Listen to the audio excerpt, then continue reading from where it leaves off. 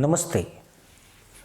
दुनिया का सबसे बड़ा सवाल आज भी अनुत्तरित है कि 2 अरब से ज्यादा आबादी, 57 देशों का संगठन, तेल से भरे सागर, सोने से झिलमिलाते महल, दुनिया की आधी से ज्यादा ऊर्जा पर पकड़, लेकिन इन सब के बावजूद मानवता को देने के लिए इनके पास क्या है?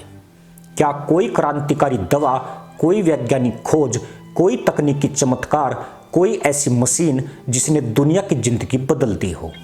नहीं, जवाब घुटने टेक देता है। इतिहास उठाकर देख लीजिए। जहां दुनिया के सभ्य समाज आविष्कार कर रहे थे, विज्ञान की नई सीमाएं तोड़ रहे थे, वहीं इन देशों के शासक मजहबी जुलूसों और फतवों में उलझकर बैठे थे। एक मामूली दर्द की गोली तक यह सभ्यता नहीं बना सकी, लेकिन बंदूकें, बारूद और कट्टरपंथ की फैक्ट्रियां इतनी बना दी कि आज गरे का हर हिस्सा खून से धोया जा रहा है। पर मामला यहीं तक सीमित नहीं है। Institute for economics and peace और अन्य स्रोत बताते हैं कि 2000 से 2018 की अवधि में आतंकवाद ने विश्व अर्थव्यवस्था को लगभग $855 बिलियन का नुकसान पहुंचाया है। उपयुक्त अवधि में वैश्विक आतंकवाद पीक पर था, विशेष रूप से 2014 में, जब लगभग 33,555 निर्दोष लोग मारे गए थे। इकोनॉमिक कॉस्ट के हिसाब से 2014 में यह लगभग $52.9 बिलियन तक पहुंच गया था।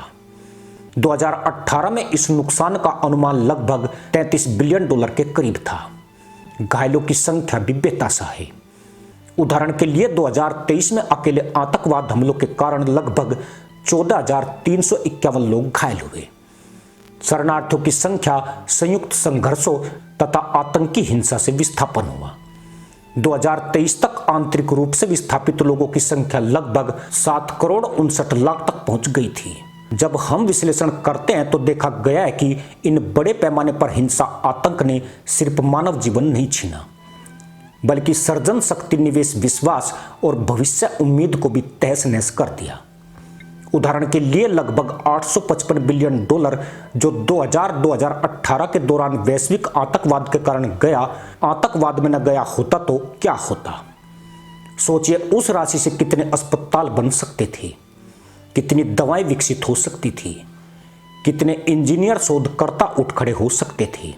पाकिस्तानी प्रायोजित आतंकवाद, सीमा पार आतंकी घुसपैठ, कश्मीर घात एवं भारत में हुए कई आतंकी हमले इसका सबसे बड़ा उदाहरण है।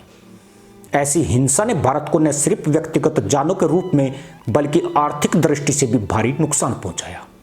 यह सोचने की जरूरत है कि यदि भारत आतंक हिंसा के बजाय विज्ञान, शिक्षा, प्रगति की ओर रहा होता तो हमारा देश आज किस मुकाम पर होता। हालांकि सरकारी संकलित आंकड़े स्पष्ट नहीं मिल रहे कि विशुद्ध इस्लामिक आतंकवाद के कारण भारत को कितने डॉलर का नुकसान हुआ, पर यह अनुमान लगाना गलत नहीं है कि यह अरबों डॉलर में है। उदाहरण के लिए विश्व स्तर पर आतंकवादकारियों से जो $52.9 अरब का सालाना नुकसान 2014 में हुआ, उसमें दक्षिण एशिया और मध्य पूर्व की हिस्सेदारी बहुत बड़ी थी। भारत पाकिस्तान कश्मीर की हिंसा पृष्ठभूमि को देखे तो भारत को टेक्स्ट बुक अध्ययन की तरह यह याद रखना होगा कि हर वर्ष लाखों कार्य घंटे, हजारों जाने, अरबों रुपए रक्षा व्यय, आघात, मानसिक स्वास्थ्य हानि का बोझ पर आते हैं। यदि हम तथ्यों पर आधारित अनुमान लगाए, मान लीजिए कि भारत को आतंकवाद हिंसा के कारण प्रति वर्ष 5 से 10 अरब यानी लगभग 40 से 80 हजार करोड़ रुपए का आर्थिक नुकसान हो रहा है, तो सिर्फ 10 साल में यह नुकसान 50 से 100 बिलियन यानी 4 से 8 लाख करोड़ रुपए तक पहुंच सकता है।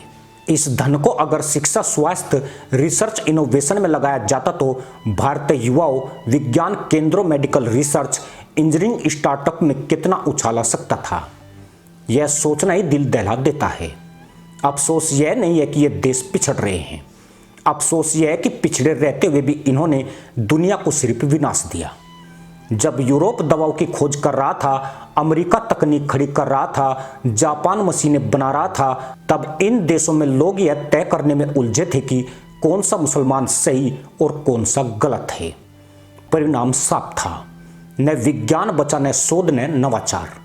पर आतंकवाद, विनाश, कट्टरपंथ, इन चीजों की फसलों ने इतनी तेजी से जड़ें पकड़ी कि दुनिया का कोई महाद्वीप इनके असर से बच नहीं पाया।